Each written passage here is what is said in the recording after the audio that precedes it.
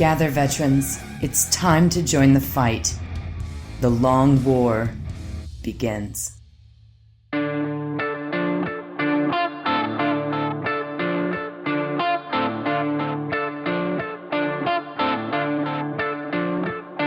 This is The Long War.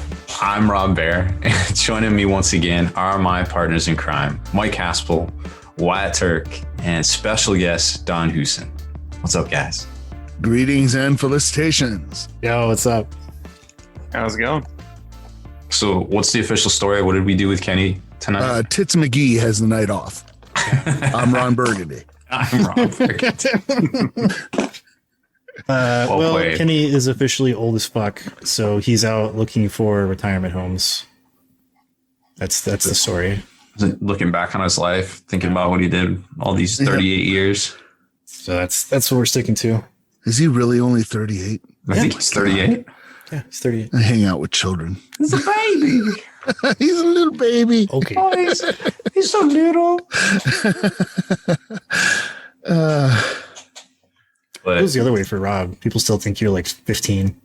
Yeah. Somebody carded me the other day I was buying booze at a restaurant, and Outstanding. The way you talk about that, does it happen every time? It hasn't happened since I moved to where I live, because there's a lot of military here and we all look the same. But I'm the military. I look similar to the military. I'm not military, but so nobody tends to question me as much over here. But every now and then it's just like, yeah, I can't believe you don't get carded normally. I was like, normally I don't. I mean, normally I do all the time for everything, even buying a lighter, but not here. So that's nice. I'm okay with it. Oh, man. Cool. Oh, well, it's a new week. Has anything been going on? A lot of people had stuff to say about our last episode. Oh, they did. Yeah. A lot. A lot of salty was Sallies said. out there. I thought we were pretty objective about the whole thing. I don't know, but yeah, no, there's a lot of response out there. The article we did on Spiky Bits got a lot, and then I had to do some moderation. yeah, you did. I saw it was weird because sometimes it lags on my computer. So when I sit back down, and I had those two posts open, or the two Facebook posts where it went out. So I was just hitting refresh, and I saw I think what you got rid of, and I was like, oh hell no! And then I clicked on it, and it wouldn't let me into it. And I was like, I no. know, right? It's like when the other mods like delete something, I'm like, fuck, I wanted to see what it was. Yeah. It's like and that that's mystery. what happened. And then it was like, it told me who did it. And I was like, why? Yes, excellent. yeah. There was like some threats of harm and incitement of things like suicide, and then like some real vulgar memes for like no reason. So I was like, okay, I have to come in and be an adult. Yeah. So, But Jesus I mean, Christ. it was between the hobbies group and the Facebook, Spiky Bits Facebook, there was over 200 comments on that particular topic, plus the site, of course. Yeah. And that was kind of the worst of it. So I feel like overall, it was a pretty positive response to what, TJ had to say. Yeah, so he got memed pretty bad on the competitive page. So I felt a little bit bad about that. But I mean, he made a statement. He took ownership. He apologized. I respect the hell out of him for doing that. He could have just said nothing. He could have said like, fuck all y'all. Like, nope. He said, yep, I'm sorry. That's not what he said. He had like a big whole thing. You should go read it. I think, I think it was very sincere on his part, and we'll see, because he's going to be under the microscope when he comes back and plays, after his 1 month thing. And I think everybody's going to be under the microscope. Yeah. And I think that's a necessary side effect, unfortunately, of all this. And, everybody's just got to be on their P's and Q's, you just don't do dumb shit. Yeah. Step one, and you don't have to worry about it. But, it's really not hard to go from like making an honest mistake to like a cheat, quote unquote. Like it's really, really not hard. Like if you make a mistake and you're like, oh, my bad. Like that happened. I do that quite a bit where it's like, I have like 15 dice. I hit on 3s. I pick up all the 1s and 2s. And there's 1 2 left in there. And I didn't see it. Somebody's like, oh, you picked up a 2. And I was like, you know what? My bad. None of those shots hit. Let's move on. Right. That is how easy it is to just like assuage the situation. And it's like everybody fucking does that. Right. And that's one of the things that we kind of didn't talk about last week, but I'm just going to say it. Like, there's a lot of hypocrites on the internet out there acting like they never done anything wrong in 40K. Like, no. A perfect game of 40K has never been played. Oh, no. And all of these people that were like, this cheating this and cheating that. I'm like, okay, so you've never messed up a rule. You've never misremembered something. You've never picked up a dice that you weren't supposed to by accident. And somebody was like, hey, you picked up that dice. You shouldn't have picked that up. Right. The difference is most people either don't miss it or they're like, oh, my bad. And you just go back and you don't do it.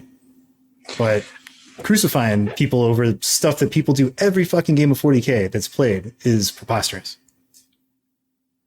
I think we should do the joke. Well, the Cave of Wonders first. Cave of Wonders? But I mean, I've got a lot more to.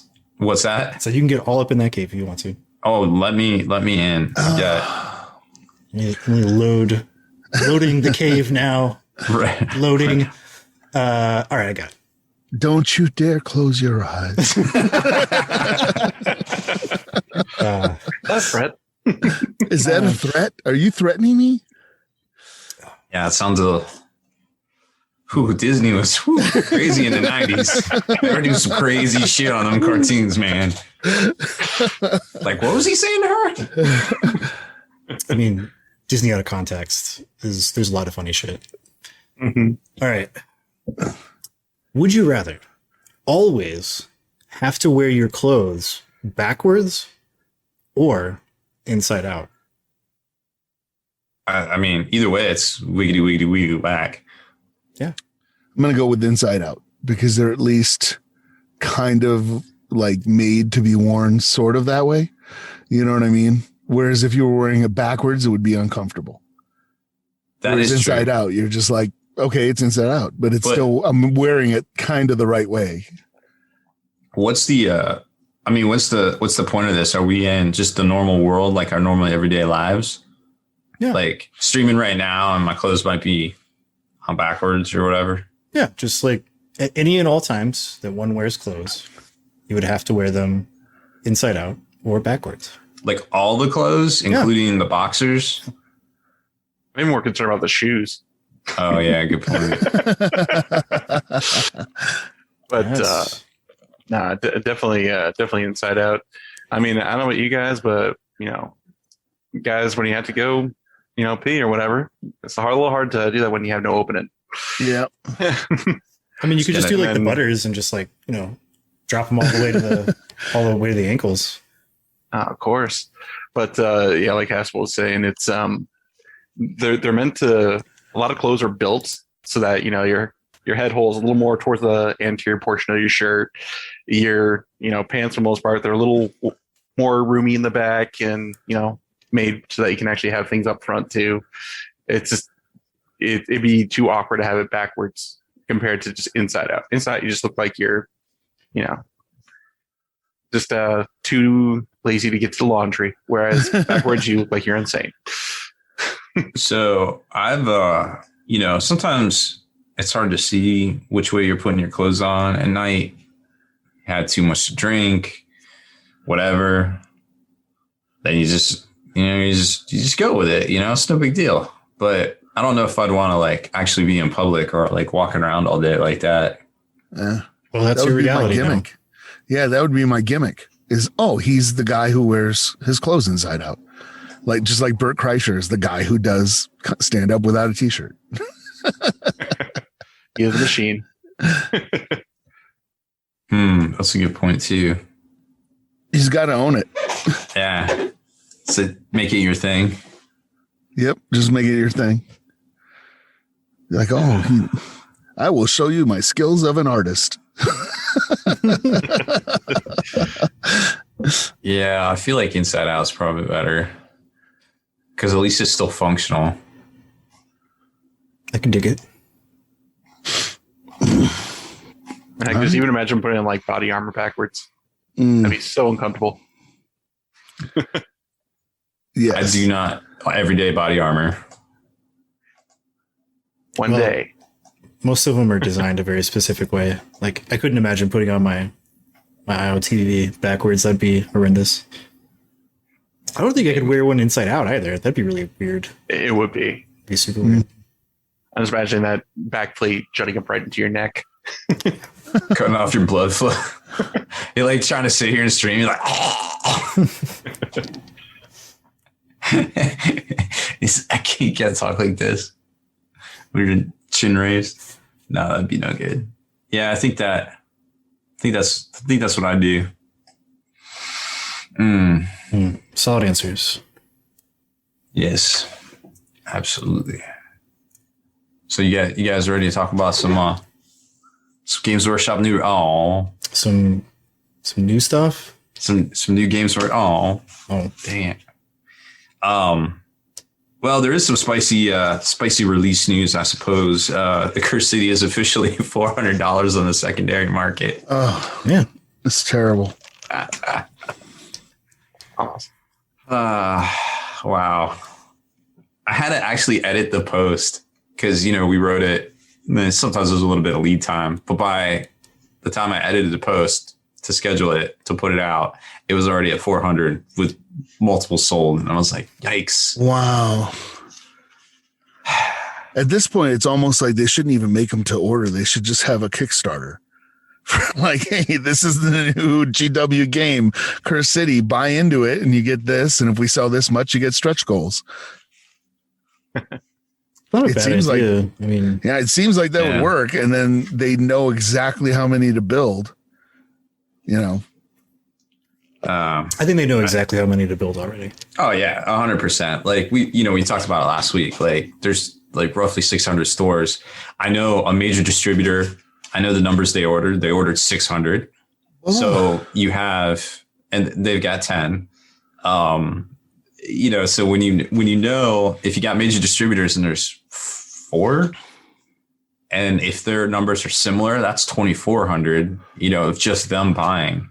So, and then you figure each store would get 200, 600, or each store would get like 10 to 20 ish. I mean, I don't think it's unreasonable that stores could sell 10 Bellicors, possibly, or 10 Cursed Cities. Yeah, I think they could sell 10 Cursed Cities. I mean, they got 8, right?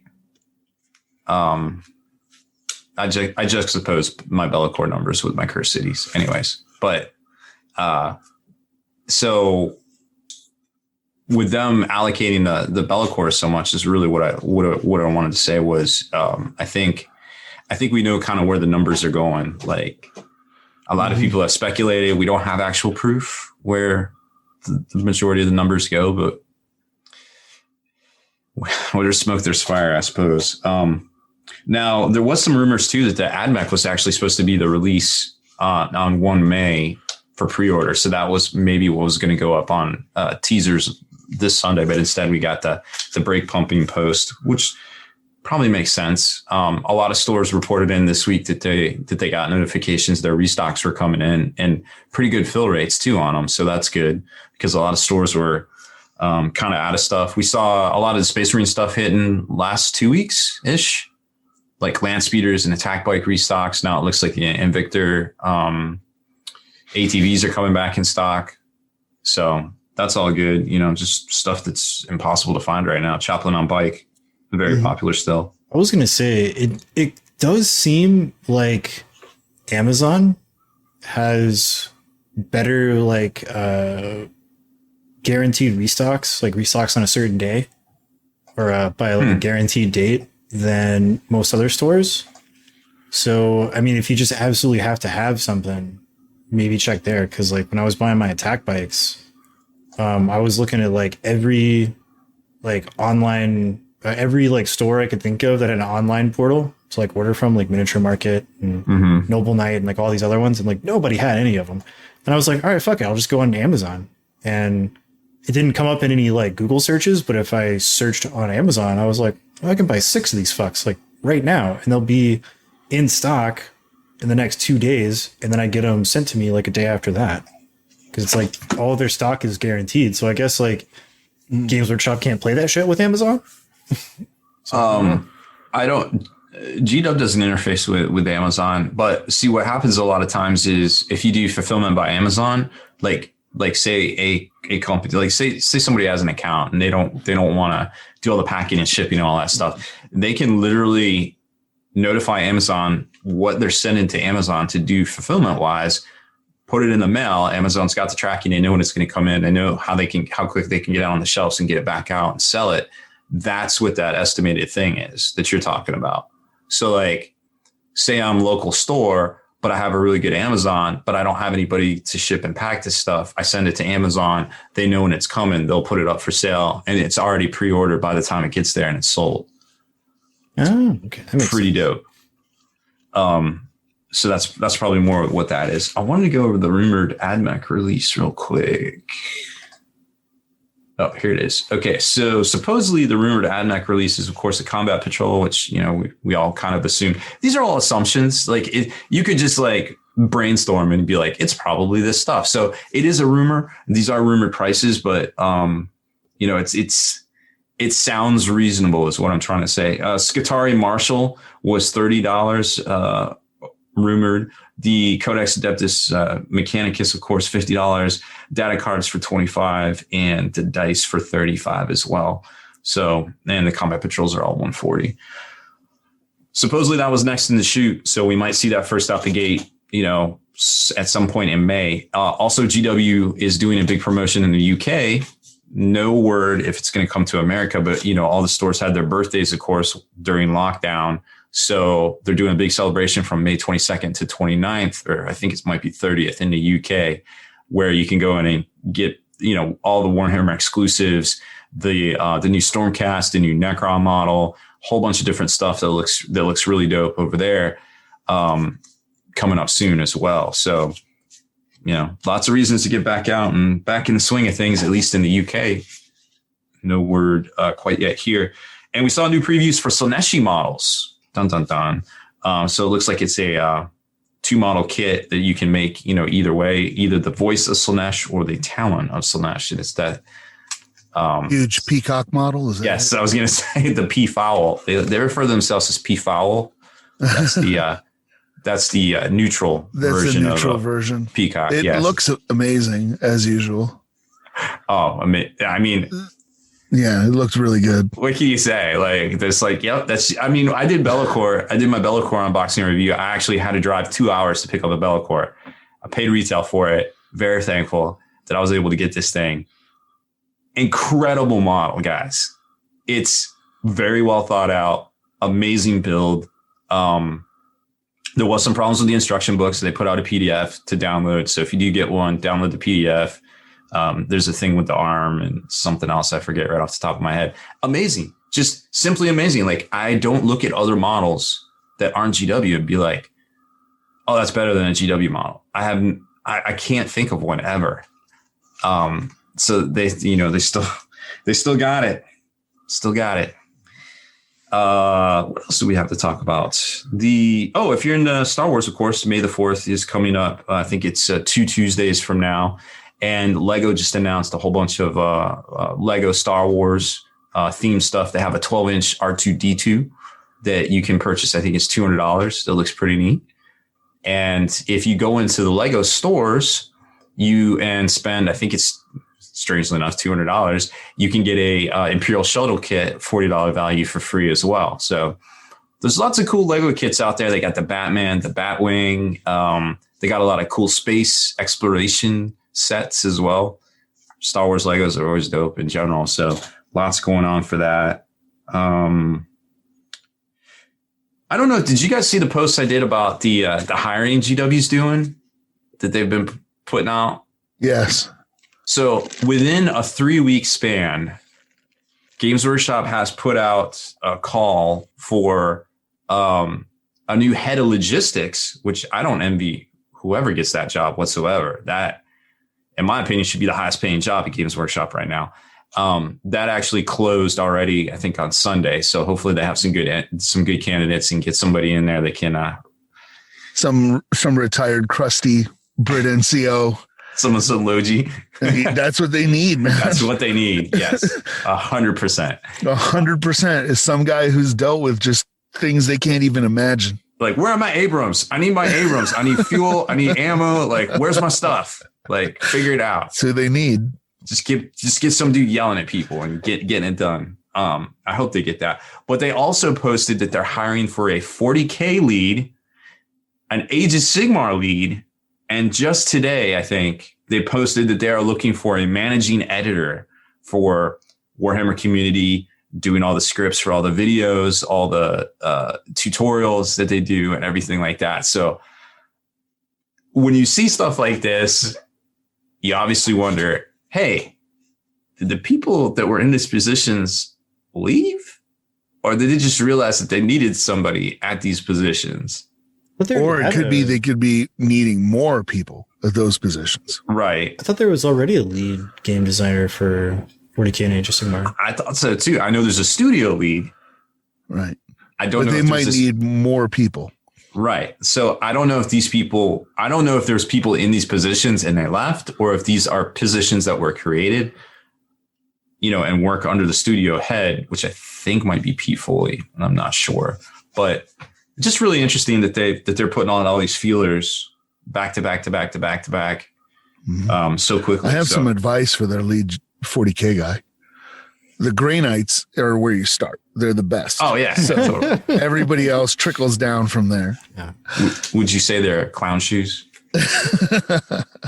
Just like, can you just republish the 5th edition? Just the 5th edition codex. Just slap a 9 right on there for me. Yeah. A few years later. I think that's pretty much all the big stuff out there in the new release land. Trying to just quickly looking over. Yeah, I think that's all I got. All right. I think that is all I got. So sooner or later, we should see some more new releases from Games Workshop. But in the meantime, hopefully stores just get restocked in general. Yeah. Well, do you guys want to move on to the meat and potatoes? Yes. Yeah, sure. Cool. So we do have a special guest. Don is here. What's up, Don? Not much. Happy to be on the show. It's good to have you. So we are going to be attending Dallas Open the end of the month. And I mean, I've already been going to some events, but is this the first event that you've been able to go to this year? Yeah, aside from trying to do what I can on TTS, it's been like 8-man RTTs with whatever could handle the COVID lockdown restrictions and whatnot. Right. I think it's a lot of people right now, so it's pretty exciting. And you're going to be playing your Death Guard because, as Kenny likes to say, you are chaos spiritual leader. The Mastodon himself. So are you looking forward to playing Death Guard at Dallas? So do you feel good about it? So I do feel like they're the army that I'm the best at playing right now. I'm focusing on them very, very much so. Pretty much since the book came out and even before that. But it's been interesting because I also don't like to build armies along the lines of what everyone else has. It's like my army list, for example, is 13 demon engines. It sounds funny, has no OBSEC. People on the interwebs with their infinite knowledge tell me that no OBSEC can't win. Of course. So we'll see how that goes. Jeez, you really should take their opinions, dude, and change everything about what you've come up with. Definitely.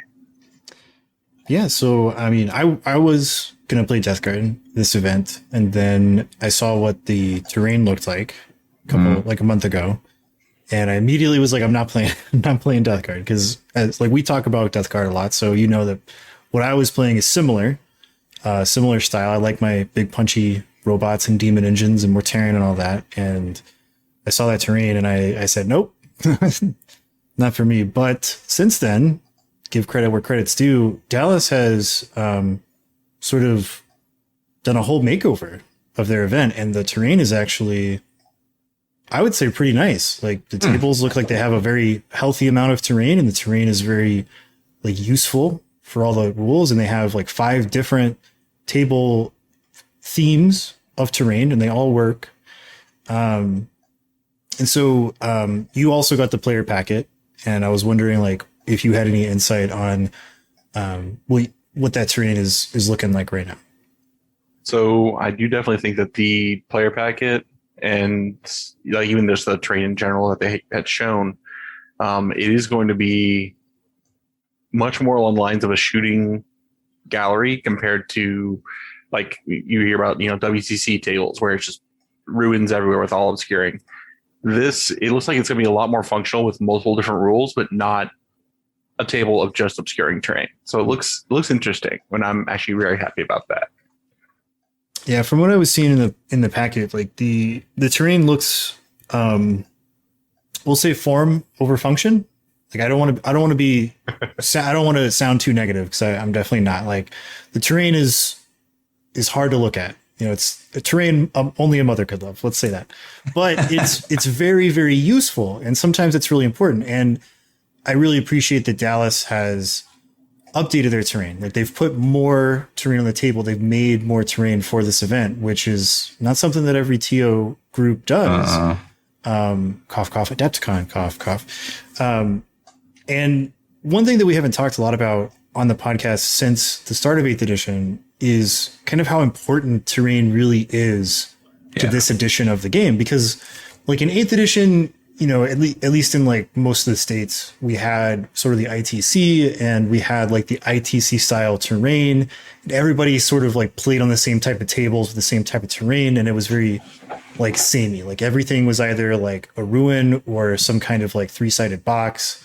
And it was almost like playing, like paintball with like speedball, if you guys know what that is, where it's just a bunch of like abstract shapes, but they all work for the needs that we need. Whereas now, like there's tons of different type of terrain and it all does different stuff. Like it's not just a ruin. There's like ruins and ruined walls and light cover and dense cover and heavy cover and obstacles and forests and creative and like all that stuff, right? And it's hard I think for TOs to adapt because terrain is very time and money investment. It's a hard investment for both of those. So updating to a new edition is not the easiest thing to do. So it's like understandable, but like you got to change with the time. So it's nice to see that it's not just, like you said, it's not just like a bunch of obscuring ruins. Like they have a wide variety of things that force you to play to the format. And it helps out the army. It's not just like an all infantry melee force is going to like sweep, but it's also not like a gun line is going to sweep, which is nice.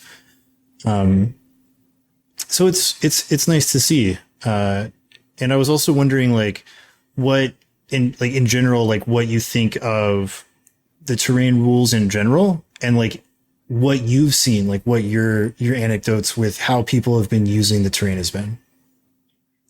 So the terrain does look very, very functional. I'm very happy about that. I know as far as my own personal preference on terrain, I much rather have terrain be functional over pretty. If something is pretty and is useless, I'd much rather just play on a planet bowling ball because at that point, you might as well. But I have been seeing people that have gone from what Dallas Open originally posted of just the desert terrain was the first one that I saw that people were talking about, where it's just, a couple fences out in the middle of the thing. It's like, well, it's just a shooting gallery at that point. Even if you are trying to put obscuring in the way, just move to the side of it and you'd have wide open lanes to the entire board. Mm-hmm. But now it looks like they're actually maneuvering things around to where it's not going to be a sit back and leaf blower thing anymore, which I'm very happy about. The only part that I'm not happy about is they got rid of scattering, which is a contentious point because a lot of people don't like that mission. I love it because it's something polarly opposite from the other 8 missions. Sometimes that's good. Yes. Sometimes it can be, yeah. There was a little bit of that sentiment at Clutch City where the last mission, there's a lot of people that were like, why would this be the last mission? Because I'm having a break. It's the mission where you pick an objective and you can like move it. It's like, I think it's called priority target, right? Where you pick a objective and you can move it 6 inches and then you move the other ones. And like, all you got to do is basically hold your priority and you get free 15. So that one should almost be like, maybe like the gimme game in the first round rather than like the final round. But I do agree with your point. Like, I think the mission types are very important for event or tournament play, where it's going to force the players to make certain decisions on the fly, depending on like who your matchup is and what the table looks like and how many objectives there are and what the mission type is, right? Because I think that a lot of people, especially with certain factions like Space Marines, have fallen into sort of an 8th edition mindset of like, I'm going to build, like, I have this one objective that is like 100% free. So I'm going to build my army around it. And then I have maybe like a second objective that is like 50 to 70% free. And then I'm going to pick my third objective based on what my opponent plays, or based on like the mission type, if at all. And so I like seeing that we're going to get to play a lot more missions, which is going to put people in sort of a hot seat where it's like, we all know that there's like a couple of missions where like nobody plays those at home scrimmage, right? Where it's like, that mission sucks, I don't want to play it. But then you go to Dallas, the 8-round tournament, and it's like, oh shit, now we have to play that mission that we all hate. What am I going to do here, right? So you gotta practice. Played yourself. I don't know. I'm definitely a proponent, like, especially, I mean, in a 5-round tournament, like, I don't want to play the most complicated mission the last round because there's so much on the line. There's so much thinking. You're standing up. You're probably on concrete. You know, like, you're just exhausted in it, and then you have to be so focused in, and then the mission does not give you any help. I definitely feel you on that one. It can be rough. So going into Dallas, I'm not sure what, like, if your finger's been on the pulse of what's been going on outside of like maybe the TTS scene and the I know you've been playing a lot of the tactical tortoise events. Yeah. But like, what is something that you're kind of like keeping your eye on? Like, who's like the big boogeyman that you want to watch out for at this big event? So right now, I think that Tyranids actually probably had the strongest showing possible with a double demon list. The ability to be extremely mobile is how you win at ninth. I truly believe. And their ability to literally fling things across the table with no dice checks even is ridiculous. They have a whole bunch of really cheap obsec. They can just automatically pass morale tests. They activate in all the phases of the game, and they still have access to, double shoot. They still have access to ignore cover. Like, it's not a bad army by any means. It's not an easy army, but it's not a bad army. I think you'll see a lot more people playing Marines there because Marines are what everyone has. Mm-hmm. And then you're also going to see a lot of Death Guard players there because everyone has the second half of the Dark Imperium box. But well, historically, like, Death Guard has been the most like popular Chaos faction. If you're going to pick like one of like the gods, rather than like an Undivided or like a kind of a soupiness, like Death Guard has always been, at least since I've been in, since like, I don't know, 2008, 2009, yeah. Death Guard has been like the most popular ones. Like, it's always between like Khorne and Death Guard, but like, yeah, Khorne didn't get a bunch of hot new models and like their own codex and stuff. So it's like, mostly if you see people playing like mono Chaos, it's usually Death Guard. Yeah. It's interesting that you brought up Tyranids, because I do agree with you, but I could be wrong, but maybe a problem that I have is like, if a faction is really, really strong, but it's one of those factions where like maybe 1 in 100 people actually play it, I usually don't worry about them, because the chances of you like getting matched up with somebody like that at a wide field type tournament is relatively low, outside of maybe like a first turn or like in a later stage. Like, if that Tyranid player is just like crushing it out and is like in the top 10 or something, right? Like, you might play them if you get up to that point. So it's interesting to hear that, because like Tyranids have been sort of a weird like sleeper, I think, since the start of 8th edition. Like, we have a couple of guys in the TCC that play Tyranids at a pretty high level, and they always have some nasty lists. Like, I had to play against Tyranids at Remember the Alamo last year, and it was a real slugfest. I didn't enjoy it very much. What do you think about some of like the hot new kids on the block, like Dark Eldar? Are you worried about Dark Eldar at all? So Dark Eldar, one of those interesting armies that play really well into Marines, and for most people, they're going to cause issues. For Demon Engine lists, they don't. That's Really? my mentality behind it. Yeah, Even with because all like, a the lot of the stuff is high- like 2 damage with like Right. Incubi or Fights Last, and like, they just don't burn through it. They have a whole lot of high AP, and when you have Mhm. like Demon Engines, your entire army has invul saves, Sure. and bounces, and then like they just don't have a whole lot to deal with it, and then they die too fast before they Yeah. can get through it. It's hard to spam things like Dark Lances. I mean, they have ways to do like blasters, right? But those are also like an expensive one. You can't have like a full squad of dudes with like blaster guns, right? You don't have like vehicle mounted blasters. You have like disintegrator cannons and dark lances and like the like splinter cannons or whatever, which are poison. We play vehicles, so we don't care. Sure. So it's interesting to think about it in that mentality, but they do a deep dicking on Marines. Like it's almost like they're tailor made to kill Space Marines right now. So it's Yes. a little scary. Anything else? Like, is anything else like sort of might be like under the radar that hasn't seen a lot of chit chat on like the podcast circuit or anything like that? The podcast circuit. Well, I mean, I'm not sure too much what else could hang in there.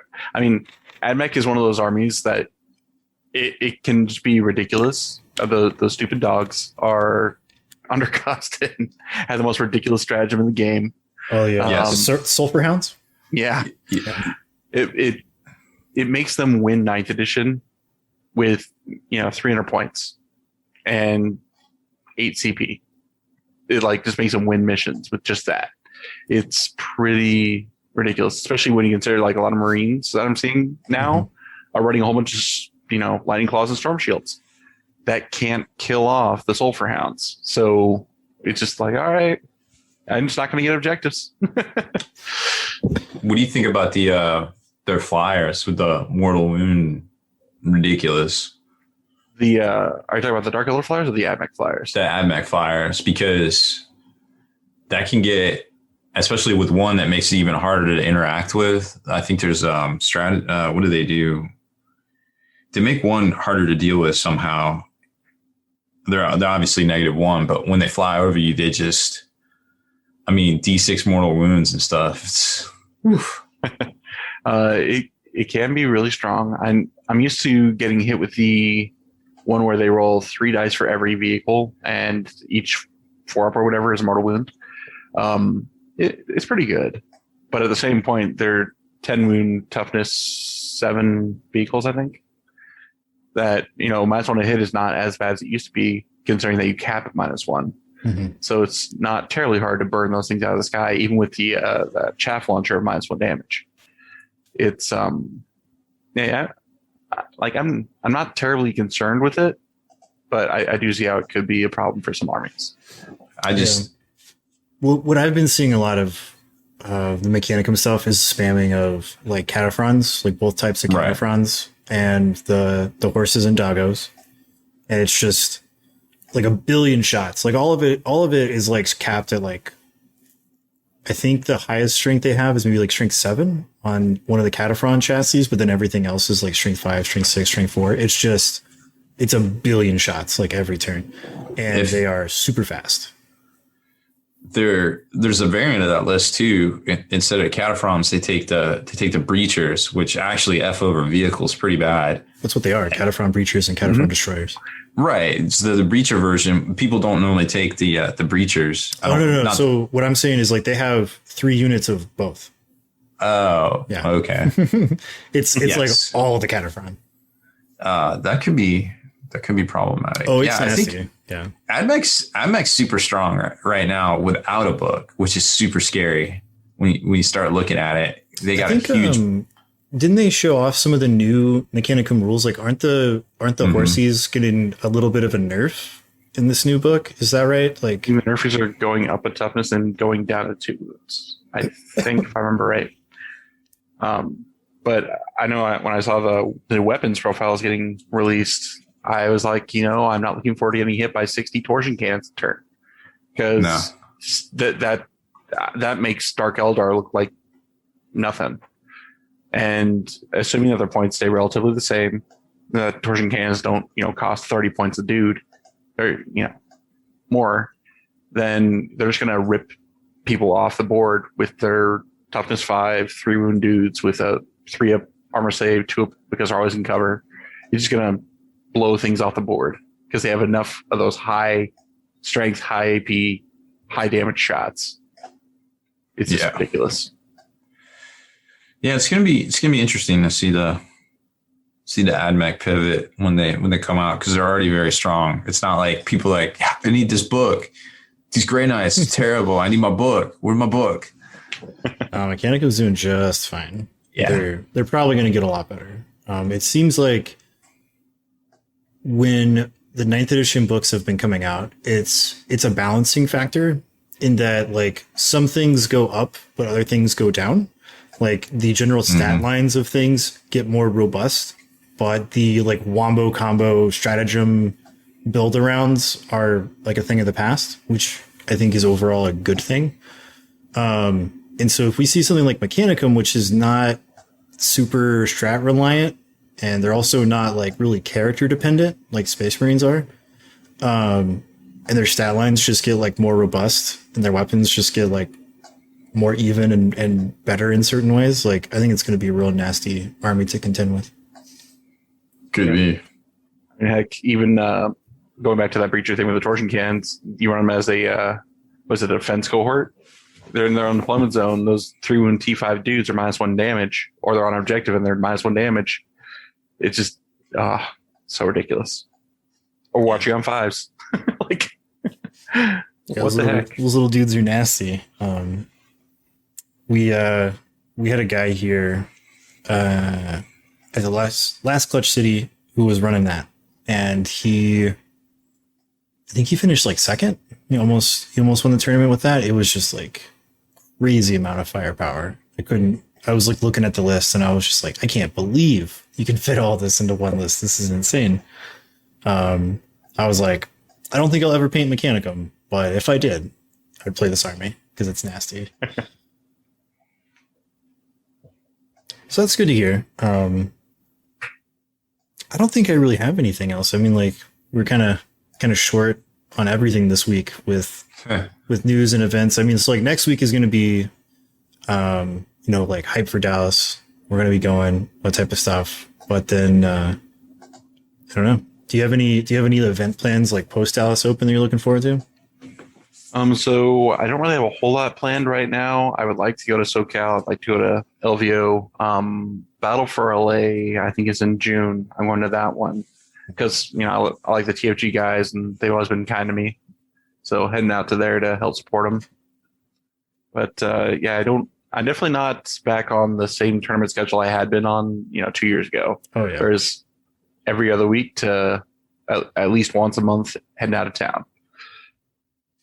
Yeah, I definitely feel you there. I mean, like, we're getting some back. I mean, we got the Alamo coming up, as well as the Lone Star Open.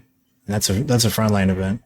And then I think, is Atlantic City before Lone Star? I think so, yeah. So it'll be like, that's June. So for me, it'll be like Alamo, Atlantic, Lone Star, and then something else, maybe team tournament in September. We're going to, and then SoCal and then LVO. So it's like not a lot of small events, but kind of stacked for big events for the rest of the year. Just kind of nice to get back to. I think seeing that excitement and getting that engagement again is kind of what everybody's craving. Because, I mean, there's a lot of places and a lot of areas that, game stores aren't even open for gaming, Oh yeah. And I mean, it's kind of the way it is here still. It's like, there's one place, but it's not like super hopping or nothing. It's still sort of like kind of the same deal. It's like, you got to call a buddy, you got to go meet up. There's no like Warhammer night or anything like it used to be. So I'm hoping we can get back to that soon. Mm-hmm. Just waiting on the world to change. Yeah, we'll get there. John Mayer said it best. Don, it was great having you on. It's nice talking thanks for to you. having me. I'll definitely kick it with you at Dallas. We'll get a drink. Sounds good to me. Rob, you got anything else? I could talk for hours about everything, but not tonight. Okay. I don't know if anybody want to even hear any of it, but nah. I think we did it. We'll have to retrieve our Juggalo for next week, and see what's happening in the amazing hobby we all share. All right, well, Haspil, take us out of here. Damn it. I would piss on a spark plug if I thought it would do any good.